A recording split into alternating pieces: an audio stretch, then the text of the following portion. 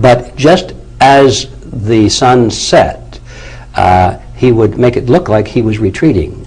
He would put his major forces, half of them off to the right in a hidden location, another half to the left in a hidden location in the trees and bushes and the rocks and so forth. He'd have a few soldiers to be seen, and all of the camp followers with their wagons and their horses and their cattle and oxen would leave, and they'd drag branches behind them to kick up the dust to make it look like the whole army was retreating.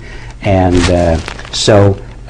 and they would do that, I said in the evening. Actually, that's not correct. They do that as the sun was coming up, so that the enemy who was waiting for the sun to come up say, they're retreating. The cowards are retreating. Let us attack. Let's go for it. Go for it. So they would come galloping down right into the position of indefensible location there, and of course they'd be trapped by both sides. So this is not original with Lenin. It was taught by Tamerlane. Sun Tzu taught it in his famous little treatise on art of warfare. But Lenin applied it to the strategy of diplomacy and politics. Wow. You see. And he said, therefore, let us pretend to be defeated and destroyed so our enemies will lower their guard. And the first time that happened was when the Bolsheviks first came to power.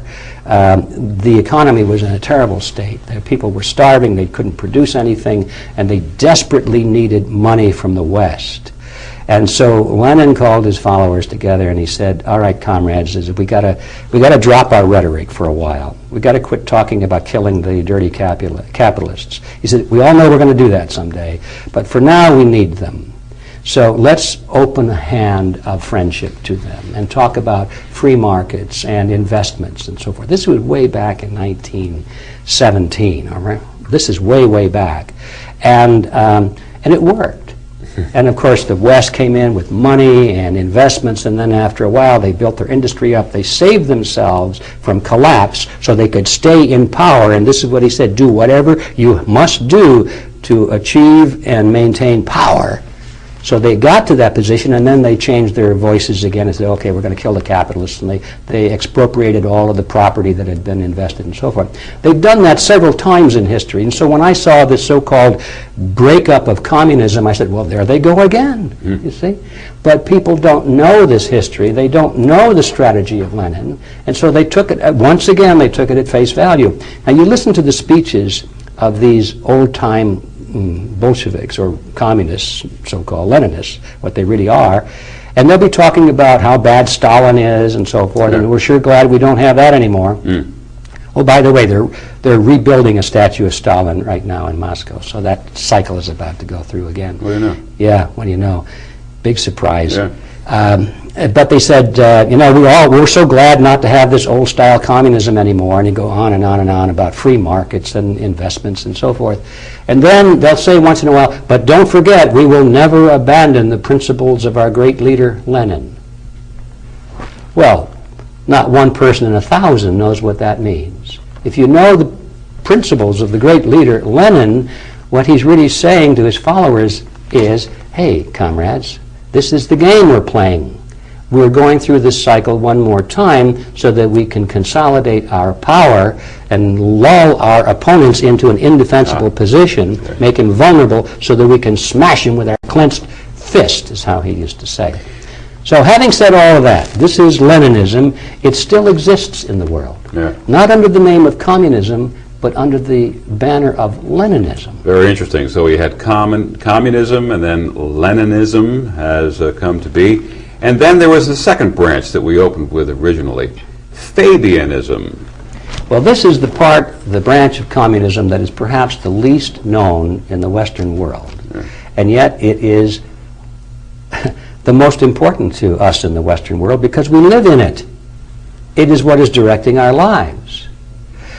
The word Fabianism comes from the Fabian Society, which was formed in England in 1884, just before the turn of the century, when a lot of these things were happening. Fabian Society. Fabian Socialist Society, they called themselves, and still do. We're still there. There's that socialist word again. Well, they love the word socialist, but they really, in their literature, they talk about it as they should, as collectivist. They say we are collectivists, and sometimes they use the word socialist interchangeably with it. The Fabian Society was named after a Roman general by the name of Quintus Fabius. And he was famous in history for defeating his enemy not by beating him on the battlefield, but by wearing him down in delaying tactics. In other words, he would wear his enemy down by refusing to make a frontal engagement against the Carthaginians. That was the main ones that he was, Hannibal and people like that. Wow. And he just kept, delaying, and finally the attacking forces would give up, and they'd say, we can't stay on the battlefield here for years, Yeah. They'd go home. And so he was famous for delaying tactics and drawing things out. The Fabians selected him as their symbol or the symbolic name on purpose. They objected to the Leninists, not on the basis of their goals of collectivism, because they agreed with that. They were saying to the Leninists, you people are stupid, you're going about it in the wrong way. You are trying to conquer the world and make a new world order based on the model of collectivism through force and violence and bloodshed and quick revolution. That's the wrong way, they said. The proper way is patient gradualism. They said, let's follow the motto or the tactics of Quintus Fabius and delay so there's no confrontation, and drag it out over a long period of time. And instead of confronting your enemy head on, we will infiltrate his institutions. We will move our people into his government agencies, into his educational institutions, and into his charitable organizations, into his corporations, and we'll gradually convert the world to international socialism in that fashion. This dragging it out sounds like Congress. It is Congress. This is what's been going on in England and in France and in Germany and in the United States. The move toward what they called socialism or communism, they said, would be gradual in such a way that there'd be no violent revolution, but at the end of the line they would have it, and nobody could say it happened on such and such a date. So the Fabians use as their symbol the turtle. That's actually their symbol, to signify coming to power slowly but surely.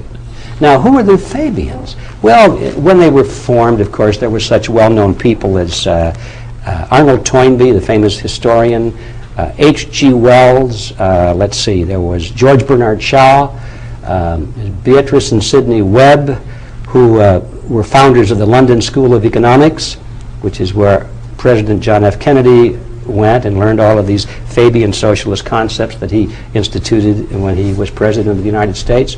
The Fabians work quietly and behind the scenes. You don't hear about them. Not all of the people that practice Fabianism are members of the Fabian Society. Tony Blair, right now, who's the head of the British government, he's a member of the Fabian Society. But most of the Fabians in the world are not actual dues-paying members, but they follow the strategy of Fabianism nevertheless. And that is the philosophy that dominates the United States of America. Now, these two groups both agree with each other on the ultimate goal, but they fight against each other very vehemently at times for domination, as to see who is going to control this new world order. They have their own battle going on with themselves. Their own internal power struggles. And when you look at the United Nations today, almost all of those factions fall into either the Leninist group or the Fabian group. And they may appear to be opposed to each other on issues, but if you look at the issues, it is never the issue of collectivism that they're opposed to. They agree that the New World Order at the UN has got to be strengthened, given more military, more money, and so forth. All they're fighting about is who is going to be in the best jobs there. That's all. So the bigger threat to me sounds like Fabianism because of its stealth qualities. I would say in the Western world it is a bigger threat because the Fabians specialize in countries which have a developed parliamentary system where people are used to voting in their own dictators, I say that advisedly. They got used to that. But the Leninists seem to specialize in countries where self-rule is not generally expected. In other words, third world countries and backward countries where people are quite used to dictatorships, open and above board dictatorships. They wouldn't know what to do with a vote anyway because it's not part of their culture. It'll take a long time before they get there. So where there are parliamentary structures in place and people are used to going and voting for things, that's where you find Fabianism coming to the front, because that's ready-made for their strategy. But where violent revolution and blood in the streets and overthrowing a hated regime is the method of bringing about political change, as in Africa, Asia, many countries in South America, that's where Leninism comes to its front. And these are the two factions that dominate the world today. You must understand that reality.